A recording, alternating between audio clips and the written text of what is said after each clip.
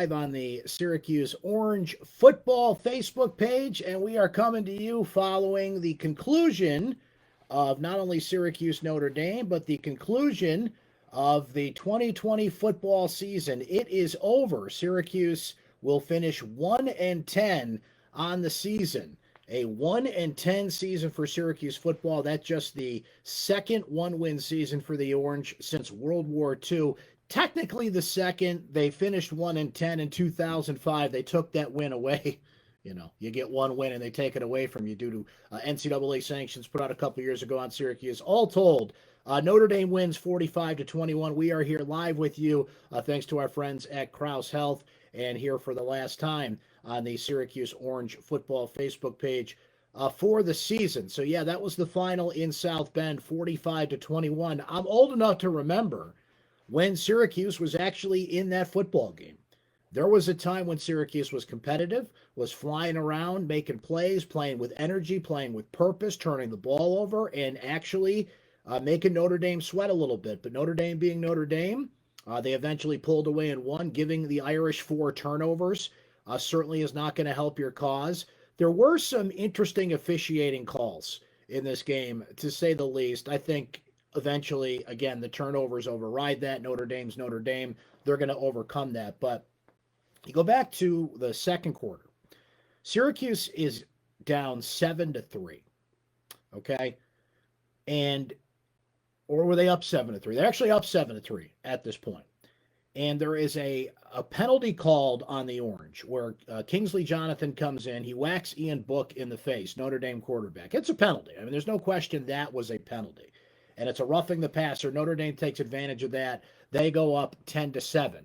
And let me just backtrack on my notes here so we can go over this, because it was quite a turn of events in the first half for Syracuse. So Notre Dame goes up 10-7, taking advantage of that penalty and getting the lead. So then it appeared that Rex Culpepper fumbled the football on the ensuing possession.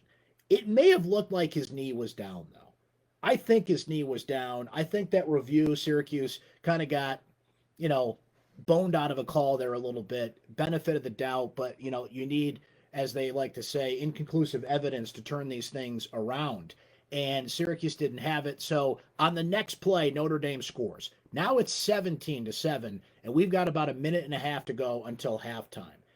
Syracuse on 4th and 1 punts the football with 38 seconds to go. That gives Notre Dame another possession. This is all before halftime, mind you. There's a penalty on the punt. Cooper Lutz came in, hit the Notre Dame receiver. It was a late fair catch, though. Very late fair catch. I don't think Cooper Lutz really had the opportunity to kind of slow his momentum in that play. Notre Dame scores. Notre Dame gets a score before halftime. It's a deep pass to McKinley. It looked like he pushed off. I believe it was it Iffy Melanfanu who was covering him? I can't remember if it was Iffy or Garrett Williams. But whoever it was, he absolutely pushed off. It was a 50-50 ball. There was some pushing and shoving on that one. The refs didn't call anything, which is, I guess, is the right way to go on that. But right at the end of the play, he absolutely pushes off. So now you go into halftime, it's 24-7, when just a few minutes before that, Syracuse had a 7-3 lead. But as we noted, you come out in the second half. What a sequence here. Syracuse's first possession, Aaron Hackett gets popped. The ball comes loose. Notre Dame recovers. Notre Dame gives the ball to Syracuse right back in that case, and Syracuse gets a turnover. But after that, Syracuse scores a Sean Tucker touchdown. What a game for him. One of the lone bright spots for Syracuse in this game for sure. So Sean Tucker takes it in. It's 24-14 at that point. We still got a game. There's an interception. Jahad Carter picks it off for Syracuse, but then Rex Culpepper fumbles the ball right back. And here's where Notre Dame put the hammer down. They score to make it 31-14. There's an interception by Rex Culpepper later in the third quarter. You get to a point of the game where Syracuse has a 3rd and 13, and they're running a draw play. The air came out of the balloon, and the Irish go on to a 45-21 win. So let's just give you some numbers from this matchup today. We'll start over on the Notre Dame side. Ian Book, who becomes the winningest quarterback in Notre Dame history, goes 24 of 37, 285 yards, 3 touchdowns, and that 1 interception. First interception for Ian Book in 266 attempts. Kyron Williams runs for 110 yards on 20 carries. Chris Tyree had 109 yards, including a 94-yard touchdown in the fourth quarter. That's the third longest, I should say, touchdown run in Notre Dame history. McKinley, big day for the Irish, catching the football, 7 catches, 111 yards, including 3 touchdowns for Syracuse. Rex Culpepper, 18 of 29, 185 yards, a touchdown and an interception. Sean Tucker was brilliant, the first 100-yard rusher to go against the Irish this year, 113 yards. Cooper Lutz with an 80-yard touchdown in the fourth quarter. He ends up with 102 yards on the day. Taj Harris leads the Orange, 8 catches, 69 yards. So all told, Notre Dame with 568 yards to Syracuse's 414. Syracuse with 185 yards through the air, 229 yards on the ground. Notre Dame had not given up a 100-yard rusher all year and had been the top rushing team in the ACC in terms of defense. They ran for 283 yards themselves. Penalties were killer for Syracuse, 8 penalties for 90 yards. Notre Dame had just 4 for 40. A lot of holding calls that did not get called in this game. I know you can call holding on every play, pardon me, in football, right? But not enough holding called on Notre Dame. Again, they would have won anyway, but I'm just noting it for the record, as they say. And a lot of the penalties Syracuse got were legit, not bad penalties by this officiating. Syracuse shot itself in the foot. Syracuse 5 of 14 on third down. Notre Dame was 7 of 15 on third down. Both teams converted a fourth down play, but it was the turnover. Syracuse with 4 of them on the day. Notre Dame with 2, including an untypical Ian Book interception. So all told, that deep roster for the Irish just took over. Mistakes by the Orange, particularly in that third quarter, just kind of handed Notre Dame a win. And what we have here is a 1-10 season. So what we have here, and I'll start reacting to some of your comments here, is a full-scale rebuild. A full-scale rebuild for Syracuse football under Dino Babers. And what it represents here is one of the most important off seasons that I can remember in Syracuse football in recent memory, certainly, but I don't think it's overstating the fact to say that it's one of the most important Syracuse football rebuilds ever, right? I mean, Greg Robinson came in after Paul Pasqualoni was fired. We saw how that went. Doug Marrone came in and had to rebuild that mess, so I think maybe that takes the cake as the most important rebuild Syracuse football had to do, and Doug Marrone left Syracuse with a 25-25 record to go to the National Football League. Scott Schaefer, things started to slip at the end. He was fired after 3 years with a new athletic director in play, Mark Coyle, who was at Syracuse for about 5 minutes, but he did make that decision. Dino Babers comes in. Next year will be year 6 under Babers, and now 5 of his 6 seasons are losing seasons, believe it or not, with that 10-win season a couple years ago in 2018. The most important thing Syracuse has to do is find a quarterback. I don't think Tommy DeVito is going to be back. That is just pure speculation on my part. If he does come back and has the opportunity to compete, we'll see how that goes. He lost a season due to injury. He was sacked 20 times in just 3 games. It wasn't going well to start with, but Syracuse needs a quarterback and they need an offensive line.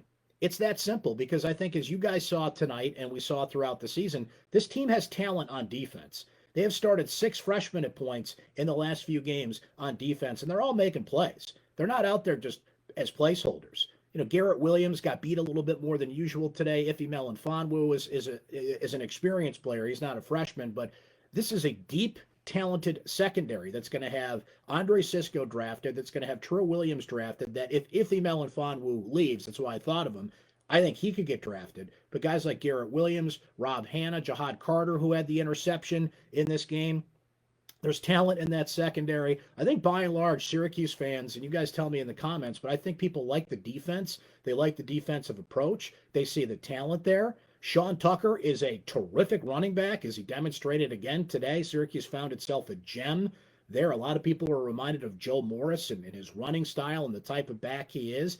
And at one point, Sean Tucker was 5th on the depth chart. You know, this season where Syracuse lost so many players either due to opt-out early on and injury, it's incredible, by the way, not that anybody's handing out participation trophies, but maybe they should give Syracuse one just for finishing the season. Because the fact that they played 11 football games is a darn right miracle, given the number of programs and teams that have missed games due to COVID-19. Syracuse did not have one positive test during the season. They didn't miss a game. So, I don't know, give them a special trophy and put it in a closet somewhere, because you don't display something like that. But Wow, it's incredible to think about that. But even in this attrition and losing players, guys like Sean Tucker, fifth on the depth chart, comes in and proves he's a number one running back. But Dino Babers has got to get out there and find himself a quarterback. And Justin Lawson is the freshman who comes in next year. We saw Dylan Markowitz in this game. He didn't throw a pass. He handed off to Cooper Lutz, who went 80 yards the other way, so you can't blame him there. Jacobian Morgan will be on the roster. He got some time, did look impressive before he got hurt, so maybe he competes for the job. But Syracuse absolutely has to hit the transfer portal and hit it hard. And can't put all their eggs in one basket. Garrett Schrader is a player they're looking at who's transferring out of Mississippi State.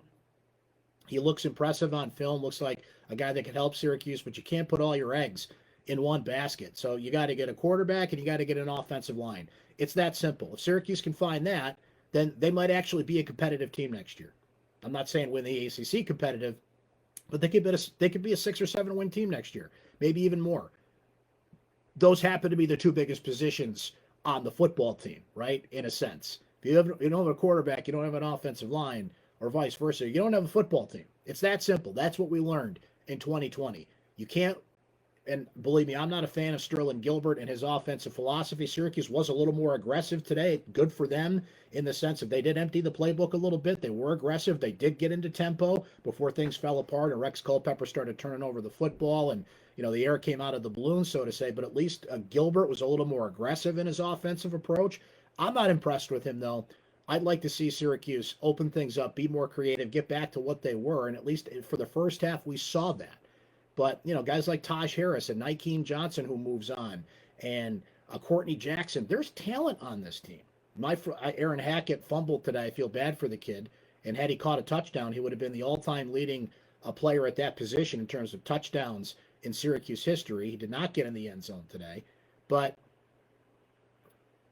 they were the worst offense in college football. We'll see how the numbers bear out after this weekend, but they're going to be one of the worst offenses in college football. And that's supposedly what Dino Babers butters his bread on, right? As an offensive-minded, aggressive, orange is the new fast head coach. Well, the mark of Syracuse football now is that defense and what Tony White did. And they brought in Gilbert as the guy that's, in lockstep with Dino and has the same philosophy as Dino. But to be fair, you're not going to do diddly squat, to steal a phrase from Jim Mora, on offense if you have 3 quarterbacks and no offensive line. A shout out to Chris Elmore, though, who, boy, played right guard, played fullback, caught a pass in this game. Is there anything he can't do? So you've got talent, you've got players with spirit. Look, Dino never lost this team. Say all you want about a 1-10 record. It's not pretty in any way. He never lost this team. They fought right to the bitter end. They're just not good enough, particularly at the most important position on the field, to go out there and win. I mean, God bless Rex Culpepper and his amazing story. College Game Day today, as a matter of fact, featured him in his fight against cancer and kind of what we think is wrapping up his career. All seniors can come back in 2021, remember, due to COVID-19 rules, the NCAA granting seniors that extra year of eligibility if they choose to use it. But as great of a story as Rex Culpepper is, he's not a very good quarterback. And I hate to say that. I get no pleasure in saying that, but we saw it again today. We saw the 4th down spike a week ago. He makes plays here and there. He'll pull out a 60-yard pass to Nykeem Johnson. He comes in the Pittsburgh game, throws a deep pass to Taj Harris. He did make some throws today, but by and large, just not what you need. So Syracuse has serious depth issues at the quarterback position. So they go into next year with Jacobian Morgan, with Dylan Markowitz, maybe with Tommy DeVito, though I expect him to transfer out. Again, that's just speculation on my part. It's no inside information or anything. I just think that's the route he's going to go. But if he comes back, I mean, you got a quarterback with good arm strength who knows the system and maybe can recalibrate some things next year. They need all the quarterbacks they can get. If Tommy comes back, I would welcome it. Doesn't mean you just hand him the job again, like Dino Babers did. Morgan and Justin Lawson, who comes in. David Summers is in there and a couple other players, but they're not going to crack the lineup. So that's all you got to do. Go get a quarterback. Simple as that, right? All right, I've been yakking too much. Let's see what you guys are saying here in the comments. Appreciate you being here. As always, a programming note, this is all we're going to do tonight for postgame. There will not be a basketball postgame tonight. Syracuse basketball taking on Rider. That game starting at the Carrier Dome at 7 o'clock. I will not be doing a basketball postgame show tonight. I know, sorry, you guys like to talk hoops too, but I was on football duty today, so I'll be writing my football column as soon as we get done here.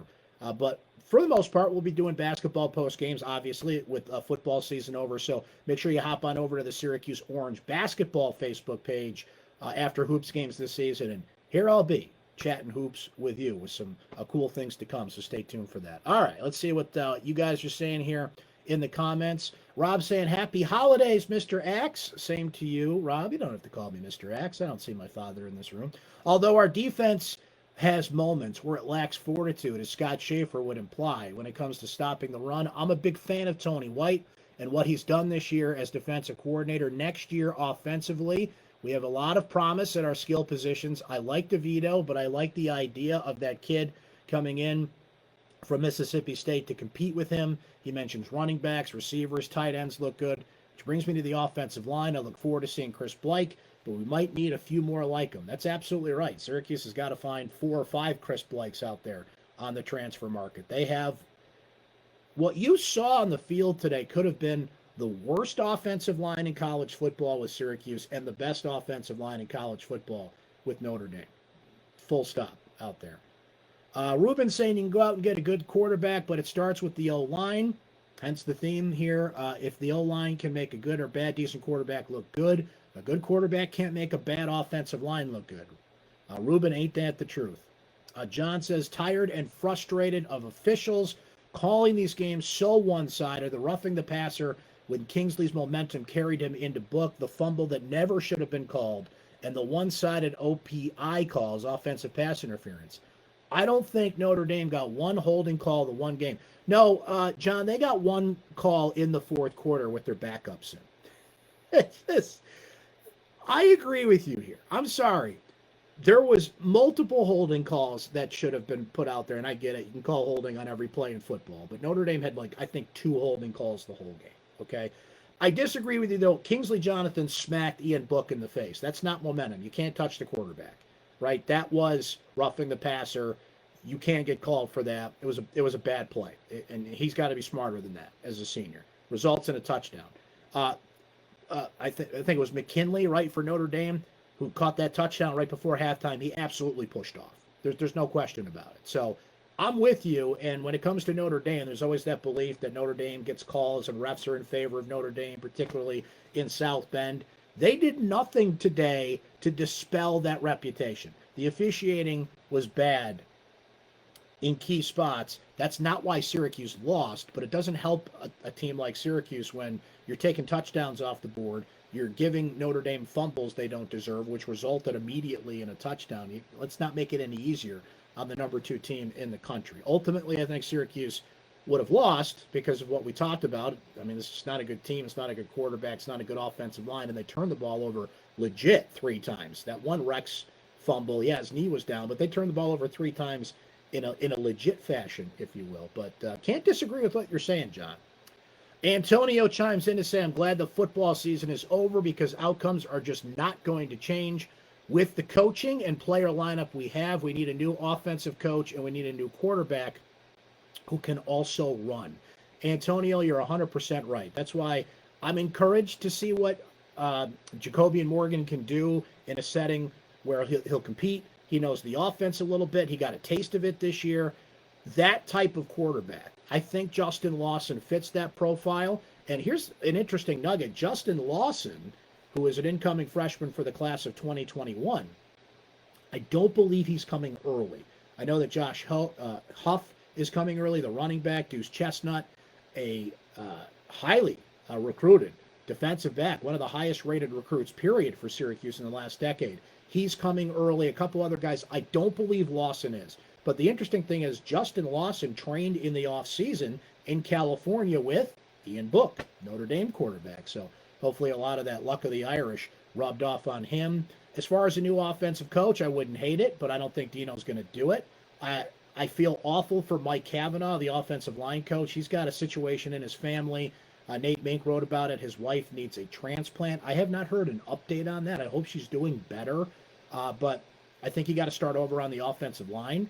And we saw last year what coaching changes can do if you do it right. Tony White came in and revitalized this defense. So do I think Gilbert's going to get fired? No. Would I hate it if he did? No. I would love to see a philosophy change because we saw it in the first half. credit where it's due, move the ball, tempo, little creativity, keep a defense off its heels. But by and large, people have caught up to tempo. Tempo does not intimidate defenses anymore. It's not an advantage that it used to be. So I think there's still something to an offense that moves fast, utilizes talent, and does some of the things that Syracuse does. But overall, Dino's got to adjust the philosophy. He did on defense. It's amazing to think about. They totally changed their entire outlook on defense, and it worked instantly. Syracuse could end up leading the country in takeaways this year. The offense didn't do much to back them up, but hey, you got that going for you, which is nice. And there's a lot of young players that if you take a benefit out of a 1-10 season, there's a lot of young guys that got on the field this year that go into next year with valuable playing time. You can't teach playing time, right? A couple more comments from you guys here. Oh, I'm sorry. Did I say his name wrong? Justin Lamson is my fault. My apologies for that. Lamson, California kid. He trained with Ian Book, and I've had some conversations with him, with our good friend Mike McAllister, and some other recruiting gurus, and people are pretty high on him. So that being said, he's a freshman. Syracuse was kind of thrust into that situation this year where Jacoby and Morgan had to come in way before he was ready. Dylan Markowitz, never got the opportunity to really play. He got in tonight but didn't throw a pass. And what's spring football going to look like? Boy, I really hope that spring football happens, right? But we don't know where we're going to be 3 months or so from now with COVID and procedures. I think they'll be able to pull it off. Heck, they just pulled off a football season through COVID. I would imagine they'd let them go through spring practice. But remember, when Syracuse was involved in spring practice last year in the middle of March, that's when this whole thing hit, and they just canceled it. But it's going to be a real important spring ball. And that's the thing about not making a bowl game is you don't get the practices. You don't get those 15 extra practices, which are crucial to kind of take that bridge towards next year if you're Syracuse. John noting people are hoping that Lamson is the next Dungy. Boy, I think we've spent the last 2 years really appreciating what kind of player Eric Dungy was, right? Not only physically, not only talent-wise, but just the heart of the lion. I mean, put himself in situations to get hurt a lot, but I would take Eric Dungy and that type of quarterback again in an absolute heartbeat. What a gem of a player he was, and Syracuse kind of needs that. I think what we found out is they need that style of quarterback for this offense to work. And the irony is Dino didn't even recruit him. He inherited Eric Dungy, and his offensive philosophy matched with the type of player they had there. So now he's got to go find his own Eric Dungy. What an offseason. What a critical offseason for Syracuse. There's a lot of things that have to happen, but they need a dual threat quarterback, as I see a couple of you mentioning here in the comments. 100%. That's the offseason.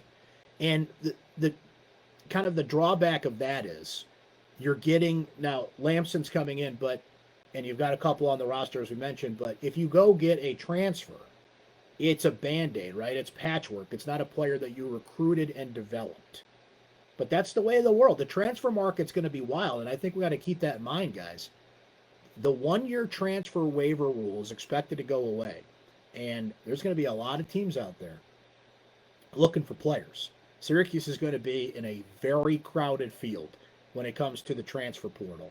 So how aggressive can they be? Have they made the connections they need to already? Within the rules, of course. And I don't think we'd be opposed to them breaking some rules to get some players at this point, right? I'm only half joking when I say that. But who have they identified? How do they get them? How do they make the connection? And how do you turn this thing around? And offensive line is just downright crucial. Just downright crucial that they fix that. If they can pull that off, this might actually be a football team next year. So I think we'll end it there.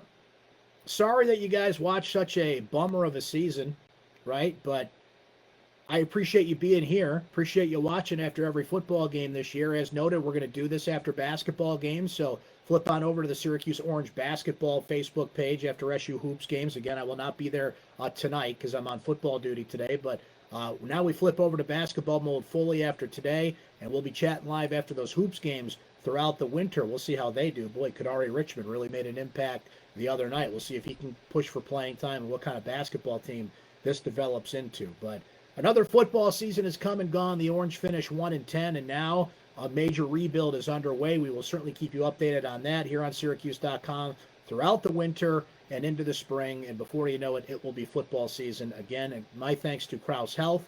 My thanks to you again for coming by after all these football games. Ruben, I see it there. Go Bills. Absolutely. It's nice to watch a good football team on that front for once. And you guys be good, okay? But come by for the hoops chats. All right?